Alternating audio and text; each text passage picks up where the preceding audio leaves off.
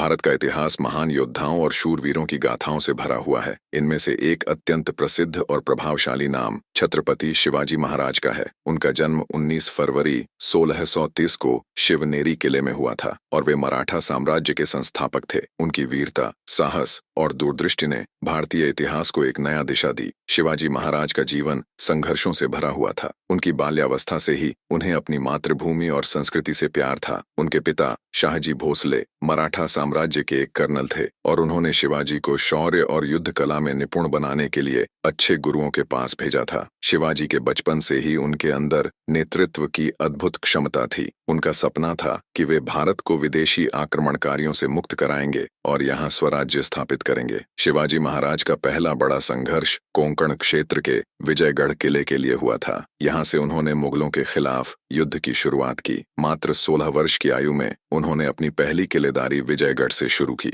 धीरे धीरे उन्होंने कई किलों को मुगलों से छीन लिया और मराठा साम्राज्य को मजबूत किया। उनका उद्देश्य सिर्फ युद्ध जीतना नहीं था, बल्कि भारतीय संस्कृति और धर्म की रक्षा करना था। शिवाजी महाराज की युद्ध नीति भी अद्वितीय थी। वे हमेशा छोटे और तेज सैनिकों का उपयोग करते थे ताकि वे दुश्मन से पहले पहुंच सकें और शत्रु को चकित कर सकें। उनके पास घेराबंदी की अद्भुत रणनीतियां थीं और वे हमेशा अपने दुश्मन को चुपके से ताकतवर तरीके से हराते थे। उन्होंने पहाड़ी किलों को अपनी रणनीति का हिस्सा बनाया और इन किलों से मुगलों को हराया। शिवाजी महाराज केवल एक महान योद्धा ही नहीं, बल्कि एक कुशल शासक भी थे। उन्होंने अपने शासन में कई महत्वपूर्ण सुधार किए। उन्होंने न्यायपालिका, कर प्रणाली और सेना की संरचना को मजबूत किया। वे एक ऐसे शासक थे जो अपने प्रजा की भलाई के लिए काम करते थे। शिवाजी ने धार्मिक सहिष्णुता की नीति अपनाई और सभी धर्मों का सम्मान किया। शिवाजी महाराज का सबसे बड़ा योगदान था स्वराज्य की स्थापना। वे चाहते थे कि भारत में हर व्यक्ति को अपनी स्वतंत्रता और अधिकार मिले।